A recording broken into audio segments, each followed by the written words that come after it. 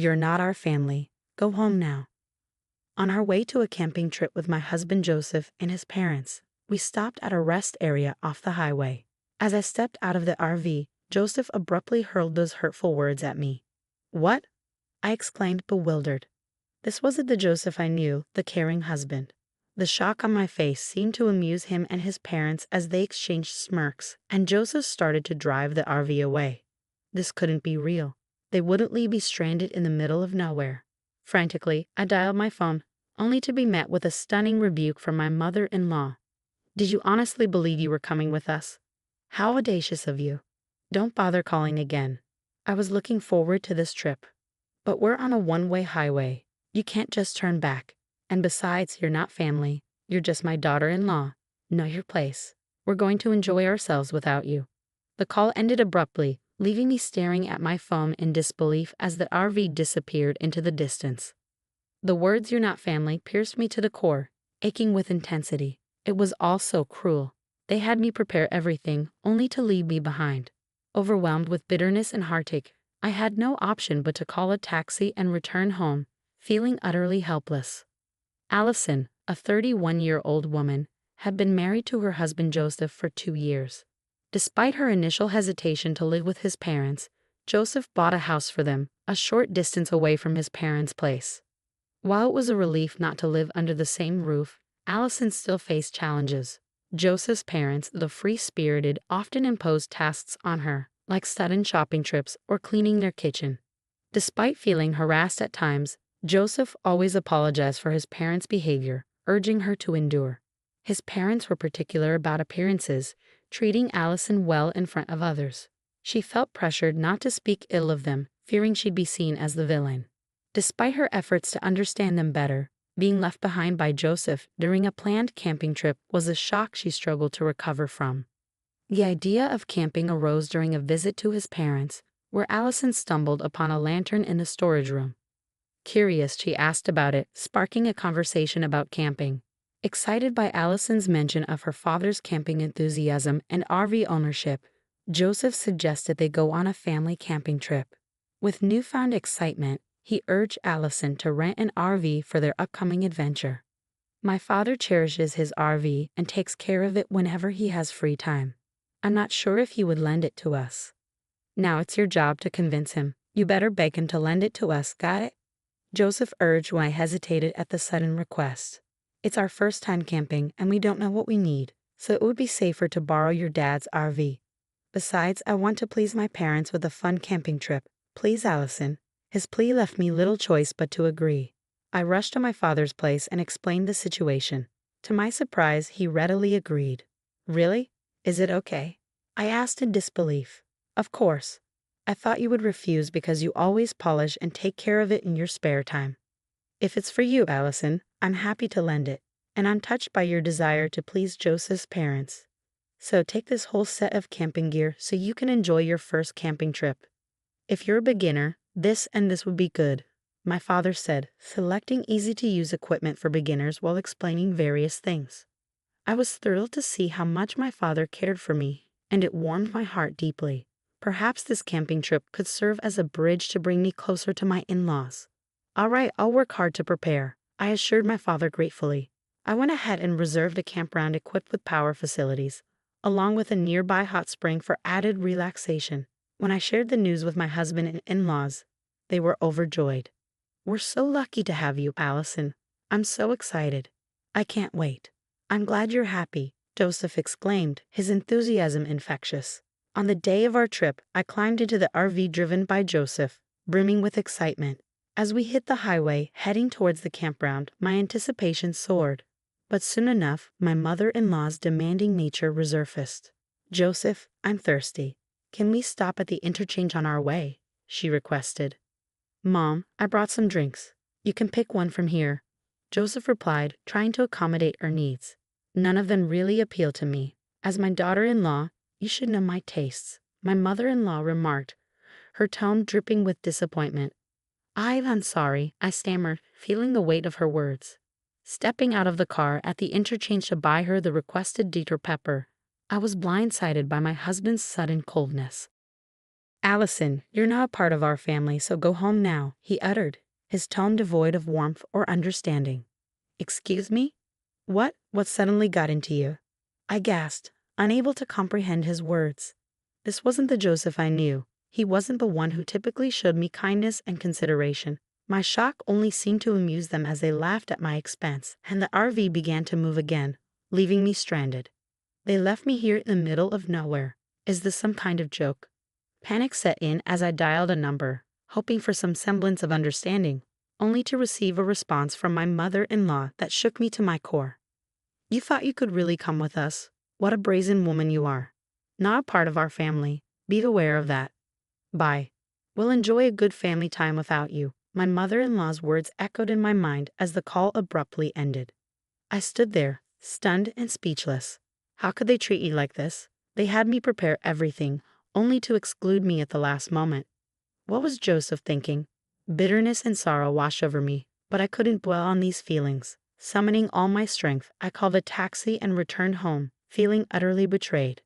The following day, my husband and in-laws returned from their camping trip, excitedly recounting their adventures. Not a single word of apology passed their lips for leaving me behind.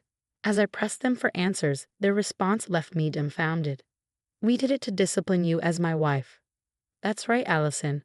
You never understand your place as our daughter-in-law. But there's no need to abandon me on the highway for that. We had to go this far because you wouldn't get it otherwise. My mother-in-law's words cut through me like a knife. We need to properly discipline this failure of a wife before we start living together, my father-in-law added, his tone laced with disdain. The mention of living together sent a chill down my spine. Discussions were happening behind my back, and I was completely unaware. What do you mean by living together? I haven't heard anything about this, I protested, my voice trembling with fear and anger. My parents' place is getting old and is at its limit. I've bought a house where we can invite Dad and Mom to live with us. From next year, we'll be living together, so I'm going to be stricter with you. Be prepared, Joseph declared, his words hitting me like a ton of bricks. Was this his true intention all along? Deciding such a major thing without consulting me at all. I was stunned, feeling utterly betrayed. My anger was overshadowed by a sense of powerlessness as I realized my voice meant nothing to them. And to add insult to injury, after borrowing the RV, they didn't even bother to refill the gas or thank my father. Allison, why are you just standing around? Hurry up and return the RV to your dad. After cleaning the interior, wash the car, then return it to your father. We don't want to be seen as thoughtless, Joseph instructed, his words dripping with insincerity. As I surveyed the interior cluttered with trash, I felt a surge of disappointment. Not only had they ignored me, but they had also disrespected my father's kindness. It was unforgivable. After meticulously cleaning and washing the RV and filling up the gas tank, I returned it to my father. Upon seeing me, he greeted me with a warm smile. How was it? Did you enjoy the trip? I wasn't considered as their family, so I didn't go, I replied, recounting the events of being abandoned at the highway interchange and my husband's sudden decision to live with his parents without consulting me. My father's smile vanished, replaced by an expression of fury. I'll get even for you, Allison. We will not let this slide. I won't let them have their way. Allison, we're getting back at them, he vowed, his determination evident. And in that moment, I felt a glimmer of hope amidst the darkness. With my father's wisdom guiding me, I returned to my in-laws' house where my husband and his parents were still basking in the excitement of the previous day's events. Keeping my emotions carefully hidden behind a light smile, I addressed them in a gentle tone. There's an even more amazing place than where we went yesterday. The autumn leaves are stunning right now. How about we go on a full-scale camping trip instead of staying in an RV? We could pitch a tent, enjoy a barbecue, and soak in the breathtaking scenery. At night, the sky is filled with stars. It's truly a hidden gem that I don't want to share with anyone else. Can I come too to fulfill my role as your wife? That sounds wonderful. It's going to be so much fun.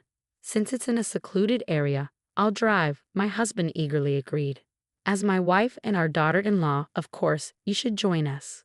My in-laws chimed in with equal enthusiasm. We decided to go camping again the following weekend. As always, they left all the preparation to me, their demands for discipline growing more incessant each day. But I had my secret plan in motion, meticulously arranging for my revenge. And when the day of our trip arrived, I borrowed an RV from my father, drove to a remote campsite, and watched with satisfaction as my husband and in-laws thrilled at the adventure ahead. "Wow, it's like a private site," they exclaimed, eagerly exploring the new environment. "We'll go for a walk and enjoy the scenery, Allison." "Stow our tent, understood." "Enjoy your walk," my husband instructed before they set off, leaving me to prepare the camp. "Come on, let's go quickly," I urged, bidding them farewell and then setting to work on the campsite. About 30 minutes later, my husband called in a panic. "What, you're lost. I can't find your dad's RV. I'm on my way home with it." "What? What do you mean?" I asked, bewildered. "Don't worry," was his cryptic reply. Unbeknownst to them, I had left only the bare minimum for them to enjoy a real camping experience, a plan devised by my father. He had suggested they experience wild camping, where they would have to fend for themselves, akin to living on a deserted island rather than a convenient camping site with all amenities. "You better set up your tent early and look for wood to start your fire. I know you guys have no lighter, so you'll have to start the fire yourself. I've left the pot so you can at least cook rice," my father had advised, ensuring they faced the challenges of nature head-on. "You left us behind. You were the ones who said that I, as a wife, wasn't part of the family and shouldn't go camping with you guys. So I took you up to the campsite and tearfully went home. That's what you wanted to do, right?" I stated calmly, hitting them with my logic. My husband was momentarily silenced by my words. "Enjoy camping with just your family," I added before hanging up. But my husband's rage erupted, and he began yelling at me. "Don't be ridiculous. If you don't come back now, I'll get a divorce from you." "All right, let's get divorced. You'll regret saying that." Being abandoned on the highway, finding my father's cherished RV filled with trash. "I've had enough of living with your parents, who do nothing but disrespect me, and you're the ones who will regret it. Stupid woman," I retorted, utterly disgusted by his behavior. He abruptly hung up, leaving me seething with anger.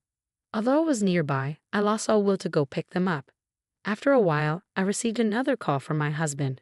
His tone had completely changed, and I could hear his confusion and trembling voice over the phone. I can't set up the tent no matter what. It's starting to rain and my parents are getting angry at me. It's getting cold too. What should I do?" It's cold," regretting already. "Why don't you look up how to set up a tent on YouTube?" I suggested, trying to offer a solution. "Forget the tent. My father pulled it too hard and ripped it apart, Allison. You've had your fun, now fix your attitude and come pick us up," my husband snapped, his frustration evident.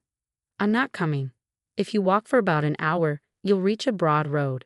If you're not going to camp, then come down here with your stuff," I replied firmly, refusing to bend to his demands. "What? Just because I'm asking you nicely doesn't mean you can get all high and mighty," he retorted, revealing his true nature. Any lingering feelings I had for him had completely cooled. All I could do was sigh. "Screw this. I'm going to dump all this useless stuff. Just wait till we get home," he muttered angrily before ending the call. "Someone owns that place. It's private property. If you dump anything here, you'll be sued for illegal dumping, you know. There's a sign there that clearly states no littering," I warned, trying to reason with my husband. "I don't care," he replied, his tone firm and unyielding. It was clear he didn't believe I was serious about the divorce. I had to make him understand the gravity of the situation. "After the divorce, I'll be demanding compensation for the emotional distress from all the harassment you've done to me," I asserted, my voice steady and resolute. "What? The divorce? Is it? I'm serious," he stammered, finally realizing the seriousness of my words. Our conversation from the time I was left behind on the highway is recorded on my dad's RV's dash cam, so you can't deny it. Not just that, I've also recorded the conversations when you were harassing me afterwards, I stated firmly, laying out the evidence. "Let's calm down. We don't have any savings because we've been paying our mortgage. If you leave, I won't have anyone to cook and clean for us, which will be a problem." "You should think before you speak," my husband pleaded, trying to appeal to practical concerns. "I'm not your maid. If you don't agree to the divorce, I'll take it to court. It's going to become a big deal, and everyone in the family will know," I asserted, refusing to be swayed by his attempts to guilt-trip me. My husband, usually so conscious of others' judgment, fell silent, seemingly at a loss for words. In the background, I could hear his parents fussing, but their opinions no longer held any weight for me. After that, my husband attempted to say something with a preface of but then the call abruptly cut off. Soon after, I started receiving multiple calls from my in-laws, but I ignored them completely. After a while, the calls stopped ringing, indicating their phones must have died from a lack of battery. My father's revenge plan was a resounding success. As I made my way home, I picked up the divorce papers, filled them out, and left them on the table before returning to the comforting embrace of my childhood home, where my kind father awaited me. Meanwhile, my husband and in-laws took an inexplicably long 3 hours to descend the mountain that would normally take only 1 hour. That's why you should have used Google Maps instead of bothering me with calls.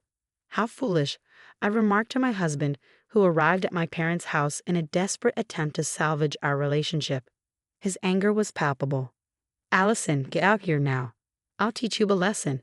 If you have something to say, talk to my father. He's pretty upset, so it might not end well for you." But my imposing father stood firm at the entrance, unleashing a tirade against my husband and shutting him down. Moreover, they left their tent and camping gear in the mountains, leading to a lawsuit for illegal dumping filed by the owner of the mountain. The person who filed the lawsuit, none other than my father, who had inherited the land from my grandfather. Security cameras installed due to recurring trespassing and dumping incidents made it clear who was responsible for the mess. As for the punishment, after finalizing our divorce, I demanded and received $1 million each from my husband and in-laws for the emotional distress they caused me. Unable to pay off their mortgage, my husband's house was foreclosed, and he now lives with his parents in their leaky house, leading a modest life as a family of 3. But there's no use crying over spilled milk. I returned to the company I used to work at before getting married, regaining the lifestyle that suits me. Next month, I plan to go camping with my parents, and I'm sure it will be a blast. After all the turmoil, I'm finally reclaiming my happiness and looking forward to brighter days ahead.